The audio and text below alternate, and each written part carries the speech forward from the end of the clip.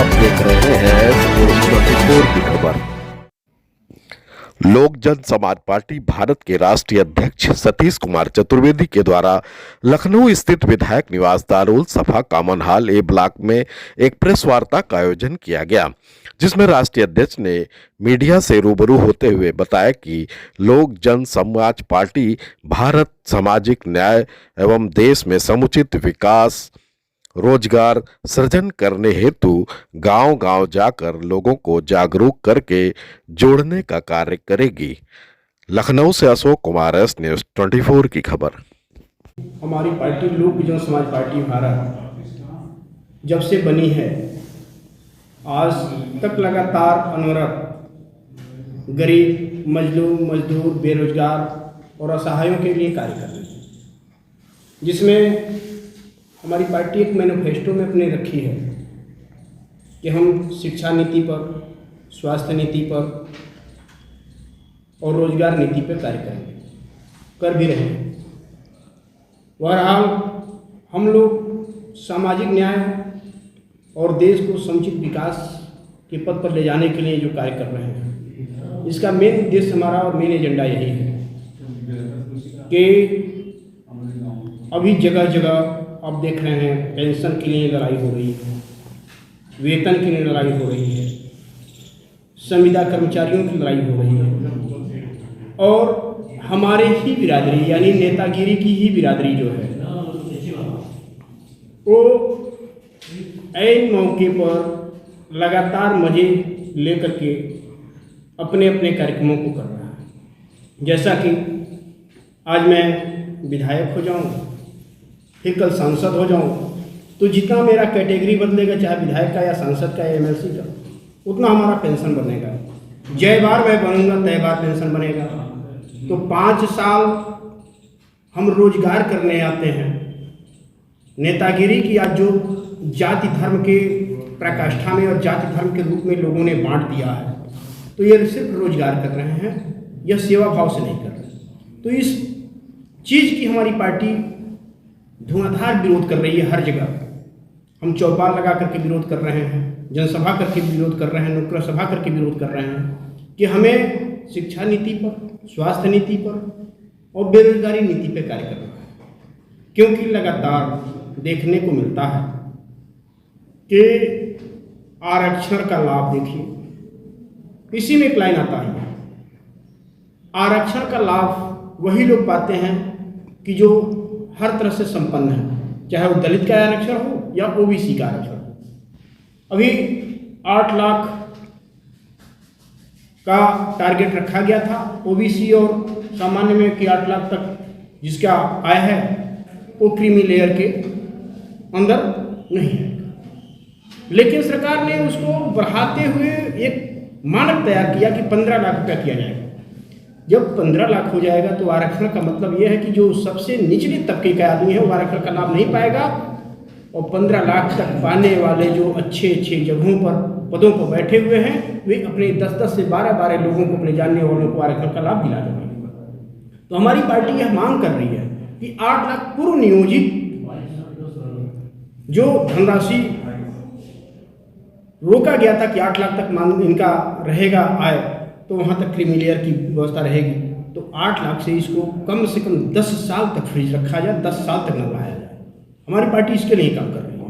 हमारी पार्टी इसके लिए काम कर रही है कि हर गांव में जो हॉस्पिटल 20 किलोमीटर 25 किलोमीटर तो बड़े बनाए गए हैं, वो हर गांव में एक हॉस्पिटल ऐसे हो कि जहां आईसीयू प्राइवेट व्यवस्था ये है के द्वारा यह कहा जाता है कि अभी आपका मरीज ठीक ठाक है, सांस चल रहा है, कुछ सुधार हो रहा है, और जो ही उनका पूरा बिल पेमेंट हो जाता है तो डॉक्टर के द्वारा यह कहा जाता है सॉरी बचा नहीं पाए।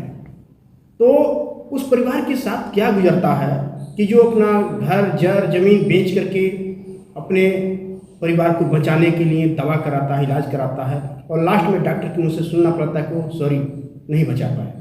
तो हमारी पार्टी इसके लिए कार्य कर रही है कि जो डॉक्टर वेंटिलेटर पर बिना परिजन को दिखाए कहते हैं कि आपका परिवार ठीक ठाक है, सांस चल रहा है, सुधार हो रहा है और जल्दी से जल्दी अपना बिल वाउचर जमा करा दीजिए, और उसके बाद अगर वो कहता है तो सॉरी मैं नहीं बचा पाया, तो ऐसे में उस डॉक्टर के खिलाफ कड़ी से कड़ी कार्रवाई हो और उसका मान्यता रद्द कर दिया जाए और डॉक्टर करने लायक न रहे।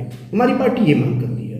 दूसरा मांग जो हम लोगों ने किया है शिक्षा नीति पर, तो शिक्षा नीति पर यह है कि चाहे वो केजी का छात्र बच्चा हो या एमए का हो या बीए का हो, ग्रेजुएशन का हो, मतलब या पीएचडी कर रहा हो, सरकार जिस तरह से छात्रवृत्ति की व्यवस्था बनाई है या और कुछ व्यवस्था बनाई है, तो उसको इस तरह से टारगेट बनाया जाए कि सबको वो लाभ मिले, चाहे वो गरीब के बच्चे का हो या अमीर के बच्चे का हो।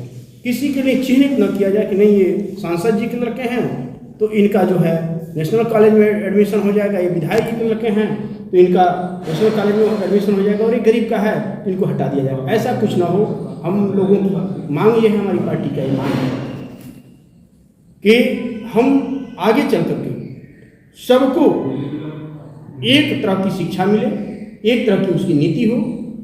फिर तीसरा हम लोगों का जो टारगेट है कि नए रोजगारों का सृजन किया जाए, और वो ऐसा सृजन किया जाए कि बेरोजगारी दूर भगाने में कारगर हो। ऐसा न हो कि किसी को संविदा पर भर्ती करके 1 साल 2 साल 4 महीना 6 महीना रखने के बाद उसको हटा दिया जाए। तो इसके लिए हम लोग भ्रष्टाचार को बंद करने के लिए और जन सुरक्षा, किसान सुरक्षा, स्त्री सुरक्षा, साइबर सुरक्षा, ड्राइवर सुरक्षा, सारी सुरक्षाओं का मांग करते हैं। क्योंकि अभी साइबर सुरक्षा में बात आती है, तमाम होनहार थानेदारों के द्वारा या वीडियो कॉलिंग करके बताया जाता है कि देखिए अगर फ्रॉड कॉल आता है तो ऐसे सावधान रहें, ये करें। तो ये साइबर फ्रॉड कैसे होते हैं जबकि इस टेक्नोलॉजी इतनी हाईटेक हो गई है? उस साइबर सुरक्षा की व्यवस्था सरकार को करनी चाहिए, क्योंकि बहुत ऐसे व्यवस्था हैं कि फ्रॉड फोन आने के बाद उनके खाते से पैसे समाप्त कर दिए जाते हैं और वो आदमी हाथ मलते रह जाता है, कुछ कर नहीं पाता है। तो साइबर की सुरक्षा बनानी चाहिए। और ड्राइवरों की अभी जो मामला आया था हिट एंड रन, इसमें ड्राइवरों की सुरक्षा के लिए हमारी पार्टी ये मांग करती है कि ये तो हिट एंड रन बना लिए कि ड्राइवर भागने न पाए एक्सीडेंट होने के बाद, लेकिन वो ड्राइवर कहाँ तक नहीं भागेगा, क्या नहीं करेगा, इस चीज़ को सोचना चाहिए। और इसके लिए हमारी पार्टी यह डिमांड करती है कि ड्राइवरों की सुरक्षा तभी हो पाएगा जब सड़कें सही होंगी। क्योंकि हम बिना लाइसेंस के चलते हैं, बिना हेलमेट के चलते हैं या बिना सीट बेल्ट के चलते हैं तो फाइन सरकार के द्वारा किया जाता है। लेकिन जगह जगह पर सड़कों में गड्ढे हैं, जगह जगह सड़कें कटी हुई हैं, उस पर सरकार के ऊपर फाइन क्यों नहीं? हमारी पार्टी यह मांग करती है सरकार से कि जिस रोड पर गड्ढे हों, जो सड़क सबसे खराब हो, उस रोड पर किसी भी तरह का फाइन ना लगाया जाए, चाहे वो ड्राइवरों का हो या जनता का। इसके लिए हम लोग कार्य कर रहे हैं। और स्त्री सुरक्षा जो है, आने वाले दिनों में सरकार के द्वारा ये बार बार कहा जाता है कि हम महिला सुरक्षा देते हैं, लेकिन आए दिन लगातार आप देख रहे हैं कि घटनाओं पर घटना होते जाता है, यहाँ बलात्कार, वहाँ बलात्कार, यहाँ छेड़खानी। इस तरह से तमाम ऐसे समस्याओं से निजात पाने के लिए स्त्री यानी नारी सुरक्षा की आवश्यकता है और नारी सुरक्षा पर काम करना होगा। फिर किसान सुरक्षा पर आते हैं। किसान सुरक्षा कैसे होगा? आए दिन आवारा पशुओं के द्वारा, छुट्टा पशुओं के द्वारा जनता का फसल बर्बाद होता है। किसान फसल बीमा योजना बनाया गया है जो किंचित लोगों को मिलता है, सबको उसकी जानकारी नहीं होती। तो सरकार को यह करना चाहिए कि जिन लोगों का चाहे वो आवारा पशुओं से नुकसान होता हो या पाले पशुओं से नुकसान होता हो, तो किसान बीमा फसल योजना जो बनाया गया है उसका पूर्ण रूप में लाभ दिया जाए, तब किसान सुरक्षा हो सकती है। तो इस तरह से तमाम ऐसे मुद्दे हैं जिस पर हमारी पार्टी कार्य कर रही है। और आने वाले दिनों में निश्चित तौर पर 2024 के चुनाव में एक निर्णायक भूमिका लोक जनसमाज पार्टी निभाएगी, जिसके लिए हमारे उत्तर प्रदेश अध्यक्ष, बिहार प्रदेश अध्यक्ष, झारखंड प्रदेश अध्यक्ष, मध्य प्रदेश के प्रदेश अध्यक्ष, महाराष्ट्र के प्रदेश अध्यक्ष और जम्मू कश्मीर के प्रदेश अध्यक्ष जी जान लगाए हुए हैं, जो अभी हम लोग बहुत जल्द एक प्रशिक्षण शिविर लखनऊ में रखने जा रहे हैं, जिसका तारीख आने के बाद आप लोगों को अवगत कराया जाएगा। लेकिन आप लोगों के माध्यम से यह मैं पुनः एक बार सरकार से यह मांग करता हूं कि नारी सुरक्षा, सड़क सुरक्षा, साइबर सुरक्षा, किसान सुरक्षा और ड्राइवर सुरक्षा की व्यवस्था बनाएं और बेरोजगारी दूर भगाने के लिए नई नीति लाएं। इसी के साथ जय हिंद, जय लोक जन समाज पार्टी, जय भारत।